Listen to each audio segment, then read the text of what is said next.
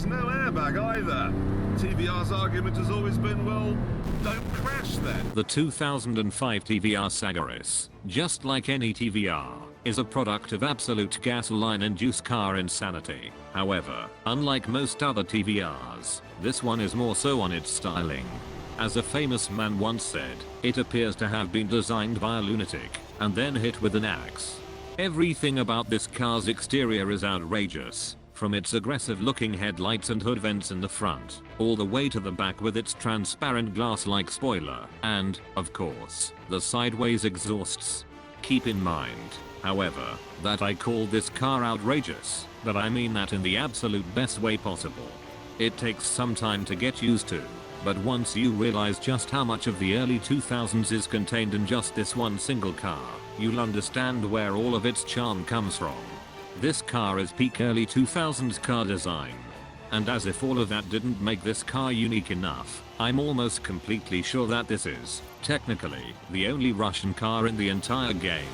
However, do correct me if I'm wrong, as I'm not 100% sure, just 90%. Now you might be thinking, how is this car Russian, if TVR is so British that it literally stands for Trevor? At the time, TVR was undergoing some financial issues, probably because everyone kept dying when they got into their cars or something, I don't know. In 2004, the company ended up being bought by a Russian banker named Nikolai Smolensky, and it was during his ownership that the Sagaris was made. So if you want to drive around in Forza listening to hard bass, this is definitely the car for you. And speaking of the Ryzen 4, this car differs from other TVRs in that it's not an absolute death trap to drive. In fact, it's a pretty good car, and it also handles quite well to make up for it. And yet despite all of this, you don't really see any Sagarises being used in online adventures.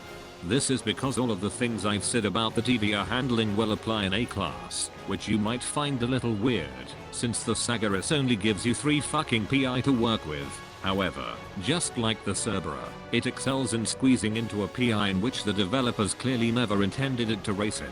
This seems to be the one common trait across all TVRs in this game, fitting into classes that they should not be in, which is always a fun challenge to have while you're tuning a car. And speaking of which, to teach you how to have some fun, we have brought here our studio's professional racing driver.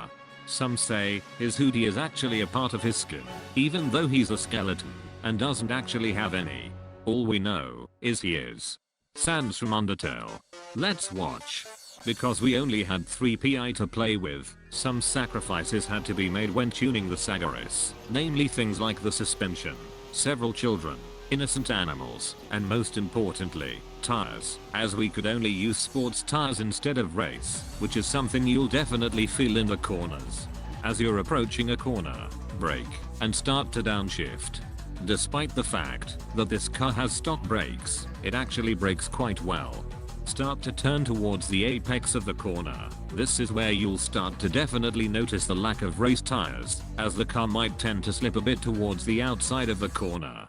As you're fighting this and reaching the apex, start to gradually apply the throttle. The keyword here is gradually, because being too aggressive will just cause you to oversteer. Remember, you've got sports tires, not race, and speaking of sports tires, they contribute towards your biggest weakness, which is overall lack of grip. Because you're in A-Class, and you've actually got a pretty normal amount of power, it's nowhere near as bad as the Speed 12 or the Supra, but it's just noticeable enough to realize that your rear is oddly happy on tight low speed corners and some higher speed corners. The key to fighting this is to simply be careful with the lines you take through corners, especially on lower speed ones, as sudden tight turns are guaranteed to make you lose the rear end. Now that you've mastered all of this, it's time to move on to the car itself. Thank you for showing us how to drive, Sans from Undertale. Just like quite literally every single TVR in this game, except the Griffith, the Sagaris cannot legitimately reach the top of S1 without engine, induction, and drivetrain swaps, unless we use Forza Aero, which is for girls. And if you're driving a TVR, you're not a girl, you're a big manly man who wants to die in a gigantic ball of fire. So let's get this party started. First off, go to your tires and get the very first tire width upgrade on the rear. The thought of driving a TVR with stock tires might terrify you, but don't worry, this thing's tires are sports by default. Next up, for your drivetrain, get a race transmission and a differential. We won't have enough PI for a clutch with this current build, and much less a driveline.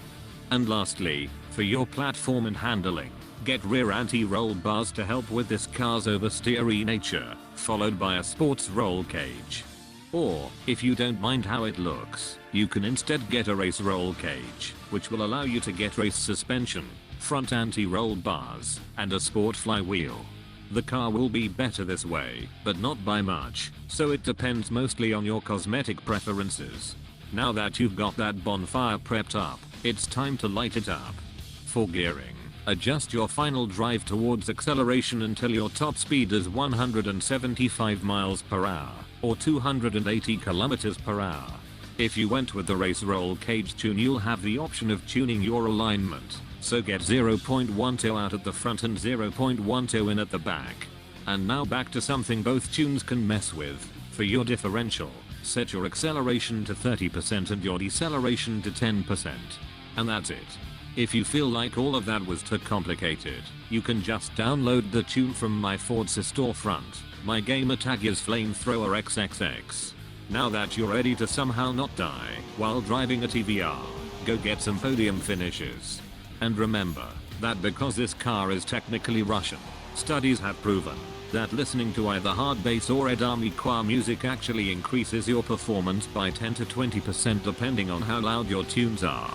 Goodbye and thank you for watching.